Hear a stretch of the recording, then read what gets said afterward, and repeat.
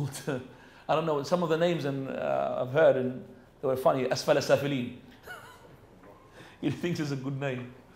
Okay? So if your name is peculiar, if name which is really weird name, then one name will be enough, because you want to know who's that person. But to give him a CV, like we have in the cemetery, biography, Bismillah ar-Rahman ar-Rahim, on top Allah Muhammad. This is shirk, by the way.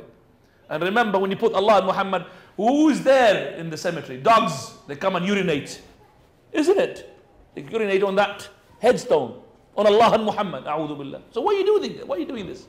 Just the name. So this person, Bismillah, Allah Muhammad, such and such, the son of such and such. He died and he was born. You know, first was born on this day, died on this day, and he's done so and so and so. And there's a picture as well, a little picture of him.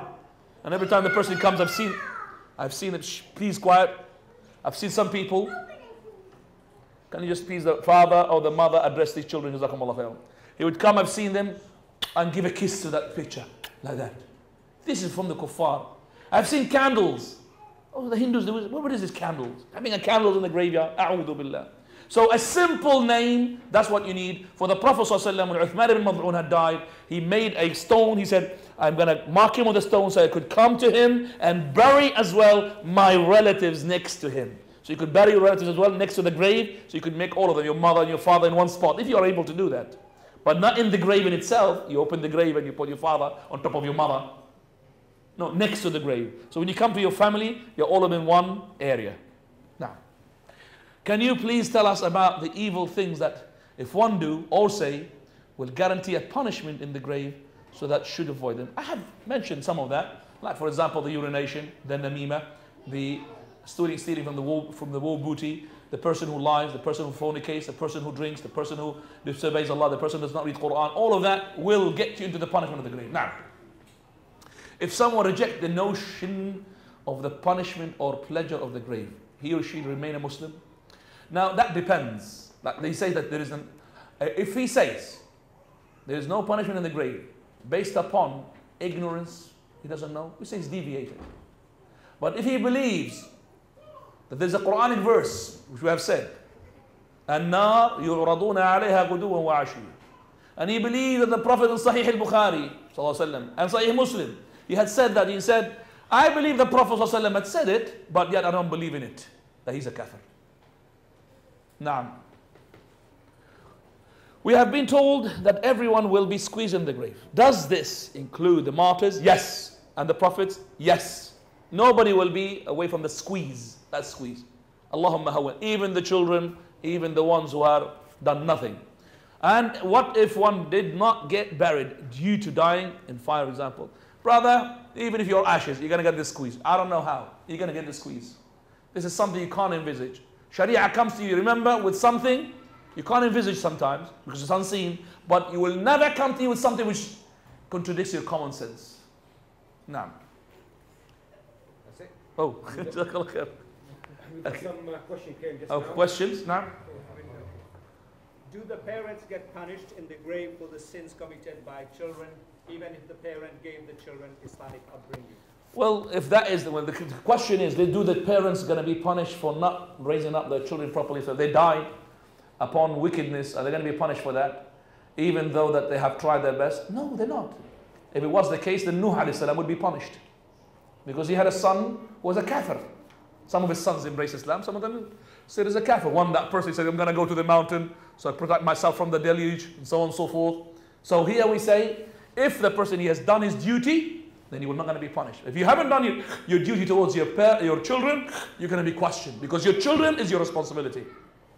And that is why with the Prophet ﷺ, he said, Verily, inna al-mayyita la yu'adhabu bi buka'i al-hayy. Verily, the person who is dead will be punished due to the weeping, the wailing of the people who are alive.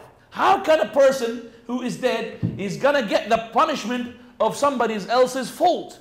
This person who's wailing, they said the scholars. This is hadith, by the way, of one of the companions, radiallahu anhu.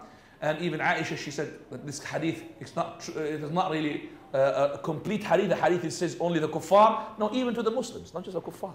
That is, if this person knows from his family, when he dies, that the people will start wailing. You know what's wailing? shouting and screaming, or pulling their hairs, or tearing off their clothes. You know that some of the women, I mean the women who are from the Asian women or the Somali women, they know that. They tear off their clothes. Oh, they made, they even hire their screamers. They hire the wailers. She's the best one, you know. She shouts the most.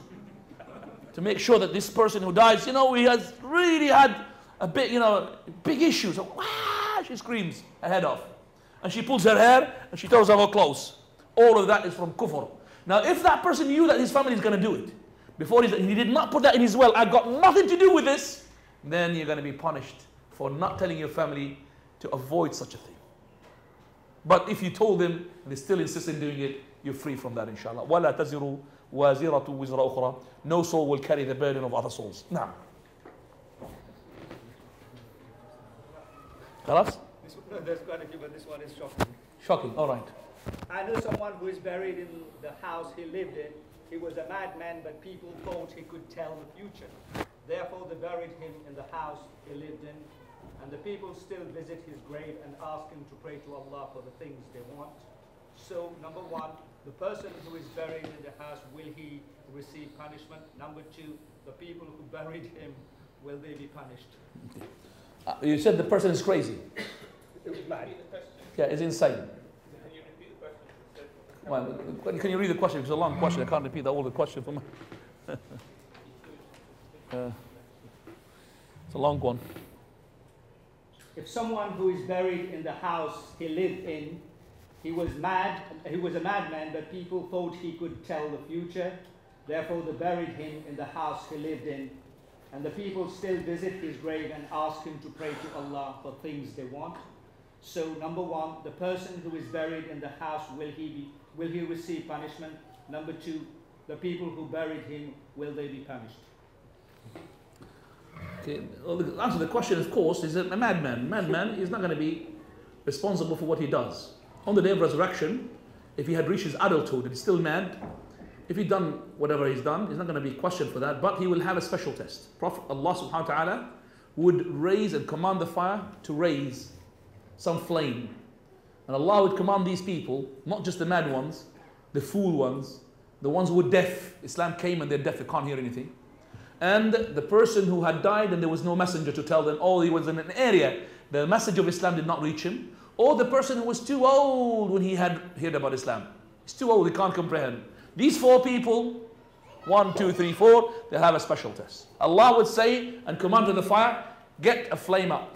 And tell these people, throw yourself in the fire. So they will go. Some of them will throw themselves in the fire. Some of them will resist and will not obey the command. And by the way, the one who's telling them is Allah. Because Allah, He says to them, verily, I used to send to the people messengers. But now I am the messenger of myself to you. So it's Allah talking to them. So Allah is telling them, throw yourself. So some of them, they don't do that. After Allah is giving them their intellect now. Full intellect. They go back. Throw them back again. Third chance, the ones who threw themselves in the fire will pull them to paradise. And the ones who stayed and did not fulfill the command of Allah will be in the hellfire. This is the special test for them. As for those people who take him as a person, as he knows the divine, and they come to his grave and ask for help, a'udhu billah, this is shirk. This is remind me of these two brothers who had a dog with them. This is a real story in my city. I think maybe I told you that story before. Maybe. The dog they had. And they buried the dog. But they made for the dog like a tomb. Or little just coming out of the ground. Because they loved the dog, he was so good to them. Then later on, people came and they saw this tomb. They said, oh, it could be from the ruins from the old people. This is. He must be holy. Something happened to them. They felt that this is because of that grave. One of them maybe, for example, got good news. So he said, maybe he's holy. So he started now coming to the grave. The whole village, they said, oh, it must be holy. All of them started rotating around the grave now. After a year or so, lots of people making pilgrimage to this grave. One of these two brothers, he came to the grave and he saw his brother rotating around the grave. He said, brother, come here. He said, dog, you remember we buried him? He could be a holy dog. Because he had seen the people rotating, he believed. So he could be a holy dog. And now